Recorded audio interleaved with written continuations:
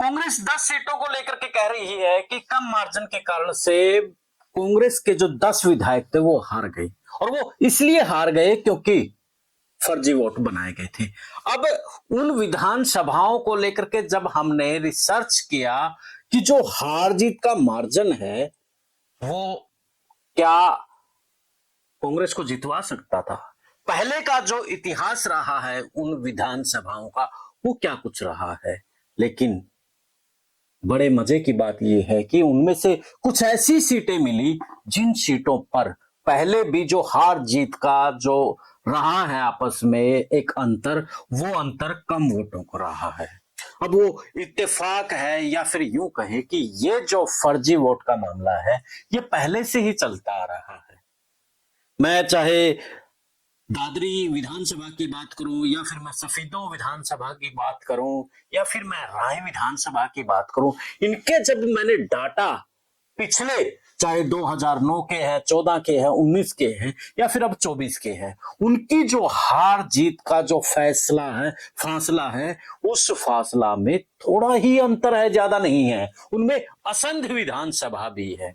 और सबसे बड़ी मजेदार बात यह है कि जो मार्जिन को लेकर के कांग्रेस कह रही है कि मार्जिन कम हुआ है, उससे हार हुई है, तो उनमें कुछ बीजेपी के नेता भी, बीजेपी के उम्मीदवार भी आते हैं जो कम मार्जिन से हार गए, जिनमें आपको पता है कि आदमपुर विधानसभा के साथ में लोहारी से जेपी दलाल भी कम मार्जिन से हारे हैं, मात्र 792 वोटों से हारे हैं। आदमपुर भव्य बिश्नोई महज 1268 वोटों से हारे हैं।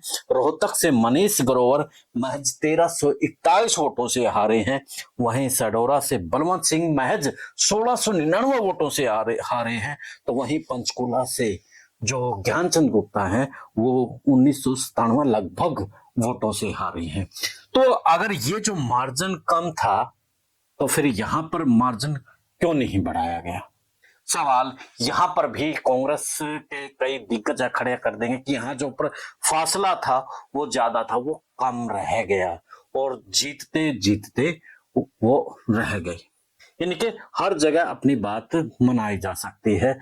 तो अब हम इसके लिए थोड़ा सा विधानसभाओं की तरफ चलते हैं और सबसे पहले हम जिस विधानसभा को लेकर के सबसे ज्यादा विवाद खड़ा हो रहा है और वो है दादरी विधानसभा।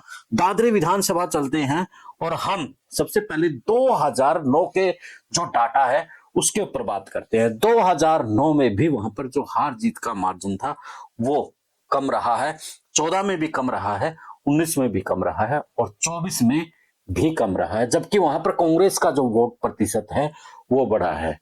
वहां पर पहले निर्दलीय विधायक थे, उससे पहले दूसरी पार्टियां जीतती आ रही थी, कांग्रेस वहां पर दूसरे या तीसरे नंबर पर कहीं ना कहीं लगभग काफी वर्षों से आ रही थी।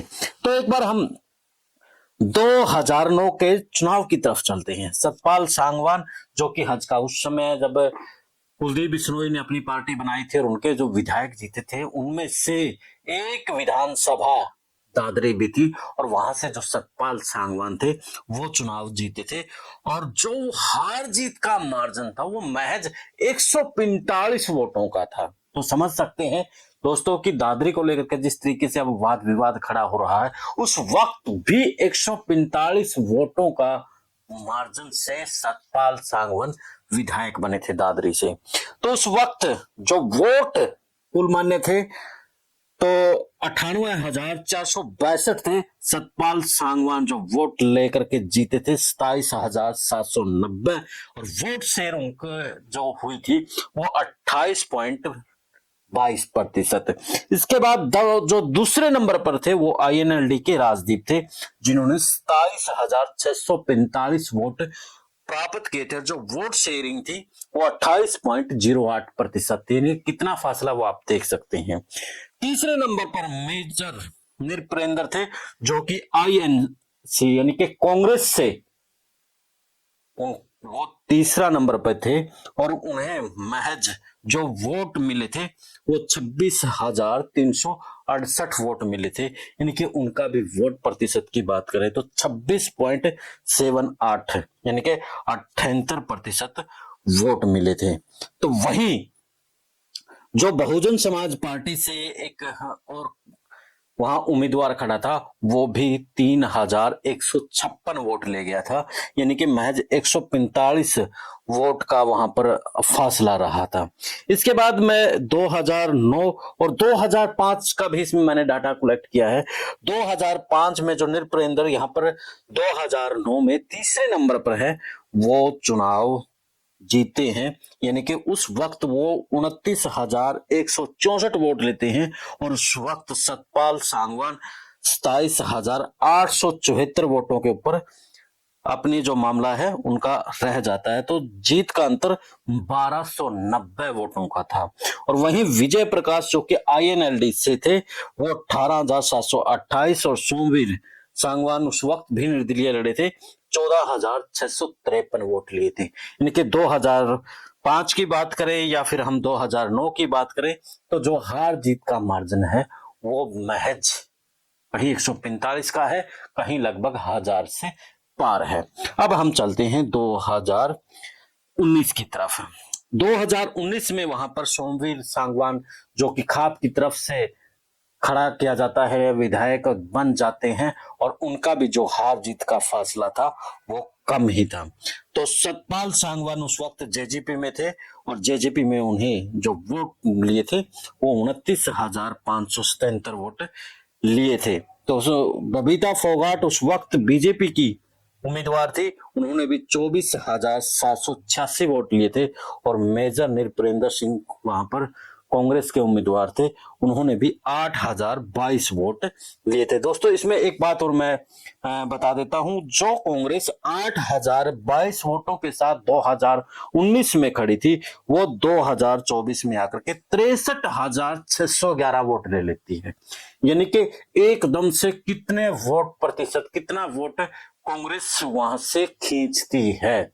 और 2024 में एक बार चलते हैं, 24 में सतपाल सांगवान वहां से विधायक बनते हैं, उनको BJP टिकट देते हैं और 65,568 वोट वो लेते हैं, जिसे अगर प्रतिशत में करें तो 46.8% वोट वो ले लेते हैं। तो वही मनीषा सांगवान जो कि भूपेंद्र सिंह हुड्डा की रिश्तेदार भी बताई जाती है, वो कांग्रेस से 63,611 यानी कि 44.70% वोट ले लेती है। जो कांग्रेस 2019 में महज 6.34% पर खड़ी थी, वो कांग्रेस 44.70% के ऊपर आकर के खड़ी हो जाती है। और फिर भी कहा जाता है कि फर्जी वोट दादरी में तैयार किए गए। तो वहीं संजय सिंह जो कि स्वतंत्र खड़े थे, वो भी 3713 यानी कि 2.61% वो भी ले जाते हैं। इसके अलावा 7 और चेहरे 2024 के चुनाव में इससे अलग और खड़े थे। और सबसे जो मुख्य तौर पर इस पर बात निकल करके आती है, जो हार और जीत का जो मार्जिन रहा है, वहां पर कांग्रेस के ही जो चेहरे थे जो बागी हुए थे, अजीत फोगाट, उनके भी 3,359 वोट लेने में कामयाब हो जाते। अगर वो खड़े नहीं होते तो कहीं ना कहीं कांग्रेस वहां पर चुनाव जीत जाती। यानी कि कांग्रेस के 3,368 वोटों में से अगर 2,000 भी वो, क्योंकि वो फोगाट से, जो दादरी विधानसभा है वो सांगवान और फोगाट है, एक बड़ा वोट बैंक है, और फोगाट जो वोट बैंक था उस गोत्र में अजीत फोगाट बड़ी सेंध लगा लेते हैं। और अजीत फोगाट जो कि किरण चौधरी के खासम खासों में से, यानी कि बंसीलाल के परिवार के साथ जुड़े होने के कारण से उनका भी एक अपना बड़ा वोट बैंक था और कांग्रेस की लहर के चलते उसके 3,000 के आसपास खड़ा हो गए। तो साथियों बताइए कि कैसे यहाँ पर जो वोट प्रतिशत को लेकर के बात कही जा रही है, मार्जिन की बात की जा रही है, फर्जी वोटों को लेकर के बात की जा रही है, भूपेंद्र सिंह हुड्डा को और उसके बेटे को क्लीन चिट एक प्रकार से देने की बात हो रही है। अब समझा जा सकता है कि दादरी विधानसभा में जिस तरीके से कांग्रेस हारी है, वो थोड़े मार्जिन से हारी है। और ये ऐसा पहली बार नहीं हुआ, 2009 से लेकर के 5 में भी आपको मैंने डाटा दिखाया, 14, 19 सब में आपको डाटा दिखाया। अब हम चलते हैं राय विधानसभा की तरफ। तो राय जो विधानसभा है वहां पर भी कुछ इसी तरीके का जो हाल रहा है। वहां पर 2014 की तरफ चलते हैं, उस वक्त जो मोहनलाल बड़ोली हैं बीजेपी के, वो 45,377 वोट लेने में कामयाब हो जाते हैं। तो कांग्रेस से जो जयराम तीरथ थे वो 42,715 वोटों के ऊपर खड़े हो जाते हैं। तो वही अजीत अंतिल जो कि जेजेपी से हैं वो 17,137 वोट ले लेते हैं, यानी कि जो हार जीत का मार्जिन है वो 2,662 वोटों का है। तो दोस्तों जो हार जीत का मार्जिन है उस वक्त भी बड़ा कम था और इस 2024 में भी कम था। अब यहाँ ये कह सकते हैं कि जो फर्जी वोटों का सिलसिला है वो 19 से ही चलता आ रहा था। अगर 19 में चलता आ रहा था उस वक्त तो कांग्रेस के सत्ता में, यानी कि जिस तरीके से उन्हें लग रहा था कि हम 10 से 15 सीटों पर सिमट जाएंगे, लेकिन वो कहीं ना कहीं जो सीटें बढ़ती हैं तो फिर वो कैसे बढ़ती हैं, तमाम बातें हम कर रहे हैं, आपको बता रहे हैं कि किस तरीके से जो अब नैरेटिव सेट किया जा रहा है हरियाणा के अंदर ताकि दीपेंद्र को क्लीन चिट दी जाए।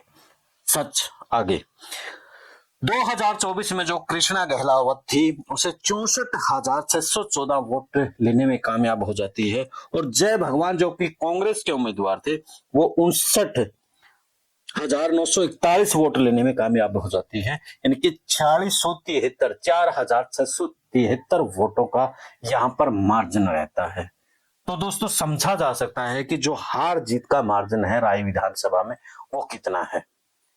तो पहले भी जो था वो 2600 के आसपास था, अब वो 4000 के आसपास है। यहां पर देखा जाए तो तब जो कांग्रेस 42,000 पे खड़ी थी वो 59,000 के आसपास जाकर के, यानी कि 60,000 के आसपास मान के चलिए, 941 है तो 60,000 वोट ले लेती है और फिर भी कहा जाता है कि वहां पर फर्जी वोट हैं। इसके बाद हम चलते हैं सफीदो विधानसभा की तरफ, क्योंकि सफीदो विधानसभा की बात नहीं करेंगे तो कहीं ना कहीं फिर ये हमारा जो विश्लेषण है अधूरा रहेगा। हमने पूरा डाटा असंध का है चाहे तमाम जो विधानसभा है उनका लिया हुआ है। तो इसके 2014 की तरफ चलते हैं। सफीदो विधानसभा में हम जसबीर देसवाल जो कि स्वतंत्र चुनाव लड़ते हैं 2014 में और 29,359 वोट ले लेते हैं, 21.93 वो वोट लेते हैं। वंदना शर्मा जो कि पैराशूट से उन्हें टिकट बीजेपी वहां पर देती है, जबकि वो नरवाना विधानसभा से आते हैं। सुषमा स्वराज की बहन होने का उनको फायदा मिलता है और वहां से उनको टिकट मिल जाती है और बीजेपी के अंदर आपसी इस बात की गुटबाजी कि बाहरी को यहाँ पर टिकट दी गई और उस बात का विरोध के चलते कहीं ना कहीं वंदना शर्मा चुनाव हार जाती है। हालांकि अब भी वहां पर बाहरी था लेकिन चुनाव जीत गया है। वंदना शर्मा 27,947 वोटों पर सिमट कर रह जाती है, यानी कि 20.87%, 21.93% वाला जीत जाता है और 20.87% यानी कि सेकंड नंबर की जो पोजीशन है। इसके बाद कलीराम भी अच्छे वोट लेता है, 25,958 वोट वो लेते हैं, यानी कि प्रतिशत में बात करूं तो 19.38 यानी कि 38% वो ले लेते हैं। तो वहीं बच्चन सिंह आर्य जो कि कांग्रेस से टिकट लेकर के चुनाव लड़ रहे थे उस वक्त, तो 25,204 वोट वो लेते हैं, तो 18.82% उनका वोट प्रतिशत रहता है। तो करमवीर सैनी भी बीएसपी से चुनाव लड़ते हैं और वो भी अच्छे वोट लेते हैं, 19,843 वोट वो ले लेते हैं। तो इस तरीके से जो उस वक्त जो कुल मतदाता थे वो 1,62,474 और मान्य जो वोट थे वो 1,33,926 और हार जीत का जो मार्जिन था जिसके ऊपर इस वक्त वाद विवाद खड़ा हो रहा है वो 1,422 वोटों का था। अब हम 2024 के ऊपर ही चलते हैं सीधे। राम कुमार गौतम जो कि नारनून से विधायक थे और बड़े मशहूर हुए थे, जो पिछली सरकार थी खोपर के दुष्यंत को बुलाते थे और एक उनकी बात को जिस तरीके से हरियाणा में पेश किया जाता था तो लोग उनको सुनते थे और आज भी उनको सुनते हैं। तो राम कुमार गौतम बीजेपी में जाते हैं और वहां से 58,983 वोट लेने में कामयाब हो जाते हैं। सुभाष गंगोली जो कि पहले से विधायक थे और दोबारा से उनको टिकट दे दिया जाता है और वो 54,946 वोट लेने में कामयाब हो जाते हैं। जसवीर देसवाल की बात करें तो वो भी निर्दलीय चुनाव में खड़े होते हैं और वो 20,114 वोट ले लेते हैं। तो वहीं बच्चन सिंह आर्य भी निर्दलीय खड़े थे और 8,807 वोट वो लेते हैं। अब आप दोस्तों समझ सकते हैं कि किस तरीके से वहां पर जो हार जीत का जो मार्जिन है वो कितना आपस में कम रहता है। और उसके बाद भी अगर फर्जी वोटरों की बात कहें, यानी कि जो सिलसिला लगातार चला आ रहा है और उसके बाद भी कहा जाए तो फिर तो क्या कहा जा सकता है। तो 4,000 वोटों का जो मार्जिन था हार जीत का, और उससे पहले तो कुल 1422 का था। तो दोस्तों अब हम एक बार असंध की भी बात कर लेते हैं। तो असंध से जिस तरीके से वहां पर असल में बड़ा विवाद कुमारी शैलजा और भूपेंद्र सिंह हुड्डा को लेकर के था और वहां पर वो देखने को मिलता है। और वहां पर जो निर्दलीय थे वो भी अच्छे वोट ले जाते हैं। यहाँ पर जो योगेंद्र राणा है वो 54,761 वोट लेने में कामयाब हो जाते हैं। तो वहीं शमशेर सिंह गोगी 52,455 के लगभग वोट ले जाते हैं। तो वहीं इसके बाद बात करें गोपाल सिंह की, जो कि बीएसपी से थे, वो भी 27,396 वोट लेते हैं। और जिन्हें राम शर्मा जो कि 16,302 वोट लेते हैं। यानी कि हार जीत का जो मार्जिन है वो जो 2,306 के आसपास रह जाता है। तो 2019 में भी एक बार चलते हैं जब शमशेर सिंह गोगी वहां से चुनाव जीतते हैं। शमशेर सिंह गोगी 32,114 वोट लेकर के वहां से विधायक बनते हैं। और नरेंद्र वहां पर जो कि बीएसपी से थे वो सेकंड पोजीशन पर रहते हैं और 30,611 वोट वो लेते हैं। नंबर 3 पर बख्शी सिंह विरक, जो कि पहले की जो 2014 की सरकार थी उसमें बड़े पावरफुल विधायक के तौर पर थे और वो 28,518 जो वोट लेने में कामयाब होते हैं। जो मार्जिन था वो 1703 वोट का था।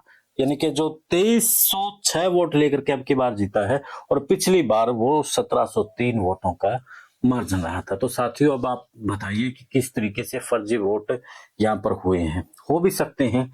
हम एक आंकड़ा पेश कर रहे हैं कि उन चीजों को भी समझेंगे जिस तरीके से वो कह रहे हैं। हमारी कोशिश रहेगी कि सच का यानी कि दूध का दूध और पानी का पानी हो। हमें ना बीजेपी से मतलब है ना कांग्रेस से मतलब है। हम सच जो आईना है वो दिखाना चाहते हैं कि आखिर सच है क्या, असल में आज क्या हो रहा है। एक तरफ कांग्रेस का गोदी मीडिया तो दूसरी तरफ बीजेपी का गोदी मीडिया। हम चाहते हैं कि हम जनता के साथ जुड़ करके आप तक सच दिखाएं कि असल में सच क्या है। 2024 का जो नैरेटिव सेट था वो एक प्रकार से जाट और नॉन जाट का था। जिस तरीके से भूपेंद्र सिंह हुड्डा के प्रति जो नॉन जाट को लेकर के एक धारणा बन गई थी कि ये तो सिर्फ अपने ही वर्ग का भला करता है, हमारा जो उंगली है उनकी वोट की तरफ नहीं बढ़ेगी। तो ये जो नैरेटिव था ये भूपेंद्र सिंह हुड्डा के लिए एक बड़ा खतरनाक था। और बार बार जिस तरीके से दीपेंद्र हुड्डा सामने आ रहे थे, सीएम बनने की बात हो रही थी, चारों ओर से गीत गाए जा रहे थे कि इब्की बार तो भूपेंद्र सिंह हुड्डा सीएम बनेगा। तो कहीं ना कहीं वही बातें जो हुड्डा के विरोधी वोटर्स थे उनको अखर रही थी। और अंतिम में जिस तरीके से जो रविदास समाज था उनकी भी नाराजगी देखने को मिली थी। तमाम जो बातें थी, चाहे पर्ची खर्ची को लेकर के थी, दूसरे जो मुद्दे थे जो बीजेपी के पक्ष में हवा बनाते नजर आ रहे थे। तो खैर सच और भी विधानसभाएं हैं, उनको भी हम लेकर के आएंगे। और क्या इसके पीछे का सच, क्या वास्तव में फर्जी वोट बने हैं, ये भी हम सब रिपोर्ट आपके समक्ष लेकर के आएंगे। उसके लिए देखते रहिए इनसाइडर मीडिया। आपको बिना किसी खौफ के, बिना किसी पक्षपात के बिल्कुल सच्ची जो खबरें हैं हम पहुंचाएंगे। दे इजाजत, मिलते हैं फिर एक नए मुद्दे के नए विश्लेषण के साथ। जय हिंद, जय भारत, जय हरियाणा।